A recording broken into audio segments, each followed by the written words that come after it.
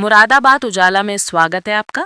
आपको बता दे, पाक बड़ा की युवती की इलाज के दौरान मौत, परिजनों का ससुराल पक्ष पर गंभीर आरोप, लगाई गई न्याय की गुहार।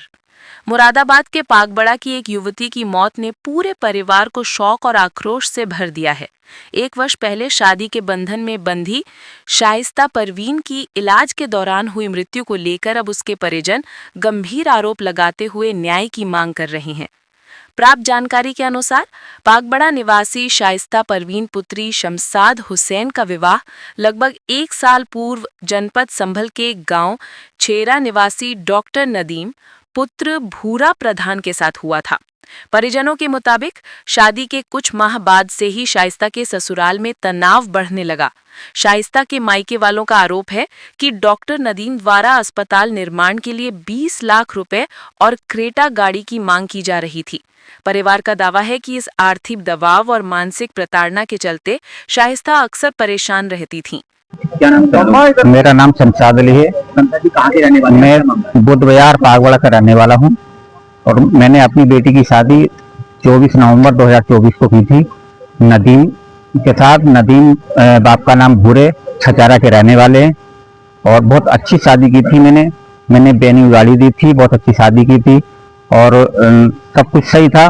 लेकिन शादी के 1 महीने के बाद जो है सबसे पहले जो है इसकी नदीम की जो बड़ी बहन है समा अफरोजा ने कहा कि मेरी भाई की शादी, मेरा अकेला भाई है, मेरे भाई की शादी फला जगह से हो रही थी, वहां से क्रेटा गाड़ी मिल रही थी और हमें चारों बहनों को हार मिल रहे थे और सोने के, और हमारे पापा को मोटरसाइकिल मिल रही थी और हमारे भाई को कुछ नहीं मिला, ना हमें कुछ मिला है।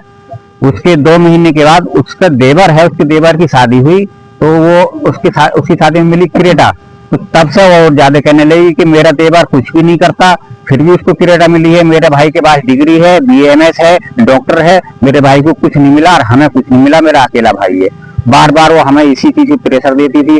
उसके बाद फिर नदीम हम प्रेशर देने लगा मेरी बेटी पे कि पैसे ला, ये कह के कि मैं अपना हॉस्पिटल खोलूंगा, मुझे 20 लाख रुपए दिलवा।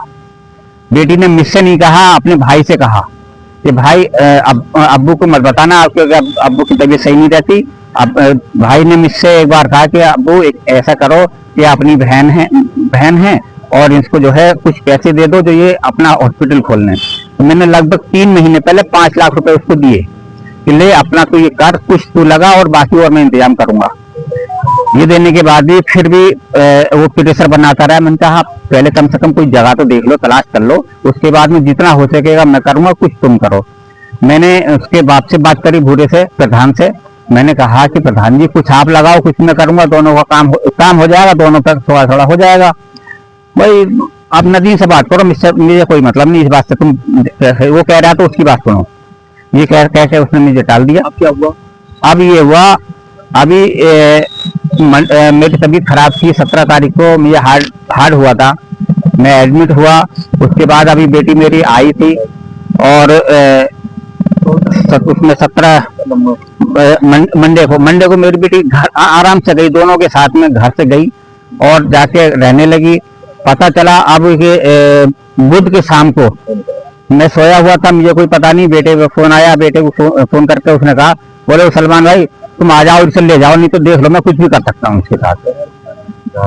तो जो है ये इसने कहा, बोले भाई तुम ऐसी बातें मत करो और मैं आ जाऊंगा। उसके बाद कोई नहीं, फोन काट दिया। सुबह को बता रहे 4 बजे मेरे बेटे के पास फोन आया, इसकी बहन ने कहा कि बाबू आजा, मुझे बचा ले, मुझे इन्होंने जहर दे दिया है और मुझे तो बचा ले। इतना ही कहा था। उसके बाद मोबाइल छीना उससे या उससे गिरा, ये कोई पता नहीं। मेरा बेटे ने मुझे नहीं बताया, ये अपने आप चुपचाप चला गया।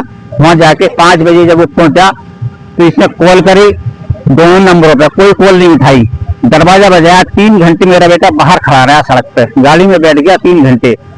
8:30 बजे के लगभग आसपास उसने जो है दरवाजा खोला। उसके बाद देखा तो मेरी बेटी नीचे पड़ी हुई थी और वो बैठा वो मोबाइल चला रहा था। मेरे बेटे ने कहा क्या करा तुम? बोले कुछ नहीं करा, बस ठीक है, वैसे ही थोड़ा सा ये ऐसी कर देती है, नखरे कर देती है। मेरे बेटे ने कहा लेके चलो, लेके गए, वहाँ ड्रिप लगवा दी, पता नहीं क्या करा, कोई डोली नहीं बिल्कुल भी मेरे बेटे से भी। और यहाँ पे हमने इसमें ब्राइट में अस्पताल में एडमिट करा उसको, लेकिन वो उसका इंतकाल हो गया। शिकायत की पुलिस पहुंची यहाँ पर? हमने शिकायत करी नकासा थाने में, पुलिस आई थी, आके बयान हो नहीं पाई क्योंकि बोल नहीं पाई, पुलिस देखे चली गई। अब क्या चाहते हैं? अब हम ये चाहते हैं कि उनके खिलाफ नदीम भूरे और भूरे की वाइफ साजहां, उसकी बड़ी बेटी समा अफरोजा, उसके पति रईस और उसकी छोटी बेटी सना, इन्होंने ज्यादा टॉर्चर करा है सबने और मारा पीटा भी है, और इन्होंने जहर मिलके दिया है। क्योंकि रईस जो है वो पैथोलॉजी लैब चलाता है, उसने ही कोई ऐसा जहर दिया है जो डॉक्टर को समझ में नहीं आ पाया।